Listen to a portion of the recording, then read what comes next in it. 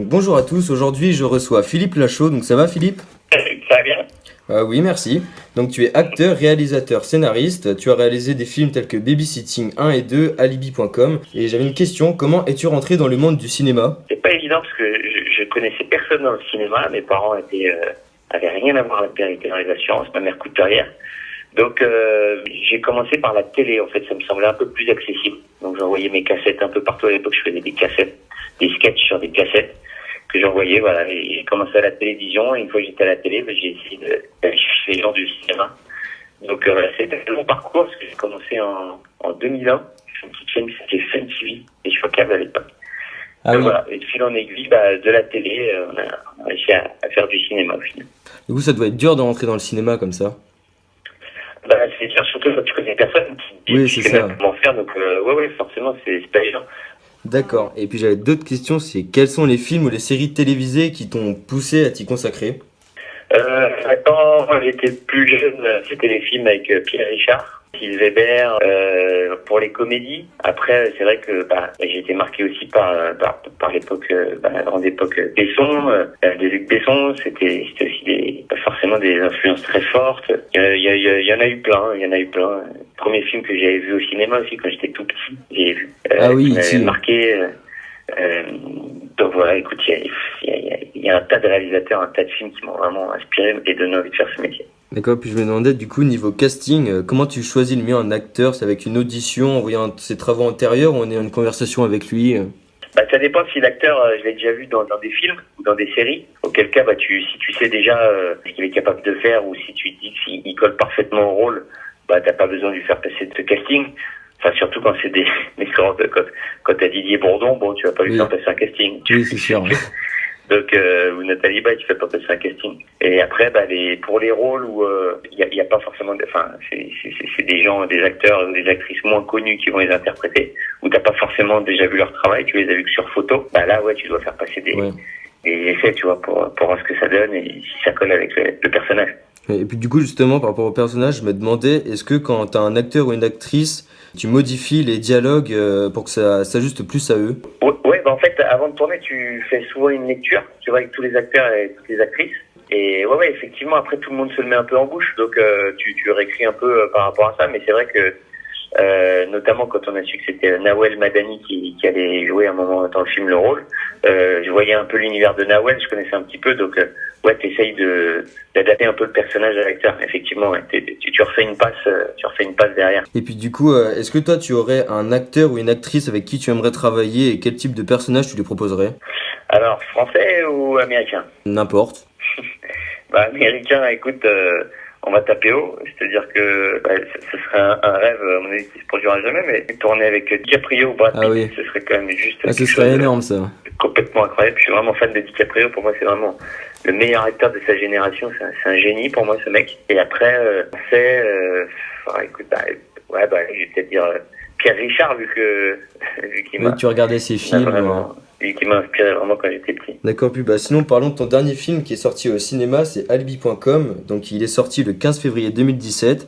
Donc c'est une comédie que je suis allé voir et que je conseille fortement d'ailleurs. Et est-ce que tu Merci. pourrais nous parler un peu au sujet de ton nouveau film? Alibi.com, en fait, c'est l'histoire d'une bande de potes qui possèdent une société d'alibi. Donc une société d'alibi, c'est des sociétés qui existent, c'est ça qui est fou. C'est des sociétés qui permettent à leurs clients de mentir à leur entourage. Donc voilà, si des personnes ont fait cocu leur conjoint ou si un ado, un étudiant veut sécher les cours, et voilà, ils vous proposent des fausses excuses pour tout ça. Et voilà, ils gèrent cette société où tout se passe très bien jusqu'au jour où mon personnage, qui est le patron de cette société d'alibi, va découvrir que son beau-père, le père de sa chérie, est un client de sa société. Et là, c'est le drame. Et alors là, tout va partir en vrai. Ouais, du coup c'est tiré d'une histoire vraie? Alors, c'est tiré d'une histoire vraie. Ces sociétés, Oui. sont inspirées de vraies sociétés, donc d'histoires vraies. Ouais. Après, le beau-père qui se retrouve Oui. client de la société de son gendre, ça, écoute, j'en sais rien, c'était déjà arrivé, je suis pas sûr du tout. Mais ça, c'est inventé. Mais sinon, le point de départ, c'est vrai. Ah, c'est C'est ça qui est impressionnant ça. incroyable, c'est qu'aujourd'hui, ils font même des applications téléphoniques pour mentir. Tu peux recevoir des faux textos, tu peux appeler il y a une autre application, tu peux appeler avec des fausses ambiances sonores pour faire croire que t'es par exemple à un match de foot alors qu'il n'y est pas du tout. C'est complètement fou. Là, c'est complètement ouf. Ah, c'est impressionnant ça. Ouais. Puis sinon, je veux savoir, pendant combien de temps t'as travaillé sur ce film? L'écriture, écoute, généralement le scénario, c'est pas forcément tous les jours, mais ça met plus d'un an pour écrire, parce que c'est très long, c'est plus long, c'est vraiment l'écriture. C'est trouver des blagues, c'est vraiment Oui. ce qui est plus dur. C'est très long, c'est très dur pour essayer de trouver des trucs marrants, des trucs qu'on n'a pas trop vus, essayer de se renouveler. Donc voilà, c'est vraiment ce qui met le plus de temps, c'est vraiment l'écriture. Et un Vraiment, tournage, ça met vraiment. combien de temps du coup? Tournage, c'est à peu près, tu comptes à peu près 2 mois en moyenne. En moyenne, c'est à peu près 2 mois. Ouais, c'est long quand même. Ouais, bien sûr. Puis du coup, comment toi t'as vécu le tournage avec tes différents partenaires? Écoute, la plupart sont des copains dans la vie, donc ça s'est très bien passé, parce que on se connaît, on fait des sketchs depuis qu'on est ado ensemble, donc c'est très bien passé. Et puis après, les autres on s'est découvert comme Nathalie Baye, comme d'autres, écoute, ça s'est hyper bien passé. On est resté, on continue de se contacter, de se voir. Et non, vraiment, c'était vraiment génial. Je souhaite à tout le monde de faire des films dans ces conditions, c'était vraiment un bonheur. Ouais, du coup après ça crée des liens.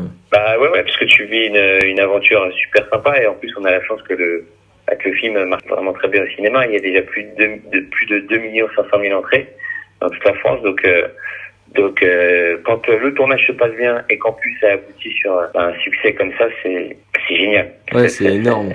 C'est formidable. Ouais, c'est un sacré succès, on entend parler partout du film. Ouais, non, c'est super. Franchement, on a beaucoup de chance. Faut vraiment qu'on en profite. Parce qu'on sait jamais combien de temps ça dure d'avoir du succès dans les métiers artistiques. Mais pendant que ça marche, profitons-en. Bah oui. Du coup, maintenant, on va passer aux questions donc des auditeurs. Donc, il y a Paul qui demande si tu tournes ou si tu comptes tourner un film prochainement. Écoute, on est en train d'écrire le prochain. Donc, voilà, on est dessus. Sur l'écriture du prochain, qui se tournera pas avant l'année prochaine, je pense. D'accord. Et puis après, il y a Corentin qui demande s'il y a un Babysitting 3 de prévu. Non, c'est pas prévu encore. Écoute, voilà, on n'a pas la bonne idée, tout simplement. Donc voilà, c'est pas qu'on veut pas le faire, c'est juste pour l'instant on n'a pas la bonne idée. Donc on réfléchit. Dès qu'on la trouve, on fera. Et puis, du coup, après, il y a Yuna donc qui demande quelles ont été tes motivations pour devenir acteur. Encore une fois, c'était les films que je voyais avec Pierre Richard et un acteur aussi. Ça va pas parler aux plus jeunes, mais qui s'appelait Terence Hill, qui faisait des comédies souvent de cow-boy ou de quoi. Voilà, il tapait tout le monde et j'adorais cet acteur, Terence Hill. C'est à l'époque, dans les années 80. Après, il y a Piclou donc qui demande à quel âge tu as commencé ta carrière d'acteur. Ma carrière d'acteur, c'est relatif. En tout cas, la première fois que j'ai fait un truc au cinéma, c'était dans L'Arnaqueur, un film qui s'appelait L'Arnaqueur. Ah oui. C'est la première fois que j'étais dedans. Alors, on me voit pas longtemps, je suis au tout début. C'est pour ça que je dis que j'ai le premier rôle du film, puisque je suis celui qu'on voit en premier. Ah oui. On me voit 3 minutes, mais en premier. Et j'avais 29 ans. Ah oui, c'est jeune quand même. Ouais, le truc, c'est que tu vois, les carrières d'acteur, il n'y a pas d'âge, c'est ça qui est bien. Je sais que Brad Pitt, pour prendre les grosses références, pareil, il a tourné son premier film, c'était à 29 ans, dans Thelma et Louise. Et t'en as d'autres, tu vois, que t'as connu, tu vois, comme Louis de Funès, qu'on a connu très tard. Tu vois, il n'y a pas de règle. C'est pas comme les sportifs, t'es pas obligé de percer très jeune. C'est les métiers artistiques. Ça peut arriver à tout moment, quoi. Et après, il y a Titouan qui demande quelle est ta star préférée. Cinéma, tu veux dire? Peu importe, dans tous les domaines. Michael Jackson. Ah oui, Michael Jackson, oui, c'est une légende. Plus grande star de tous les temps. Ah ouais, plus grande star de tous les temps. Donc après, j'ai un chroniqueur qui est avec moi, donc Mathieu, et lui, il avait une question à te poser. Bonjour Philippe, alors je voulais te demander jusqu'à quel âge est-ce que tu comptes poursuivre ta carrière? Écoute, tant que les gens voudront me voir, tout simplement. Moi, je fais ça vraiment par passion, donc j'espère que les gens ont envie de me voir longtemps. Et si c'est le cas, ouais, jusqu'à la fin, hein, je me souhaite ça. Ok. Bon bah voilà, du coup on arrive à la fin de l'interview, donc merci beaucoup d'avoir accepté. Merci à toi, et puis écoute, à la prochaine. Et je te souhaite que tu continues à avoir un succès, hein, c'est un grand succès comme ça. C'est gentil. Au revoir. Allez, salut, à la prochaine, ciao.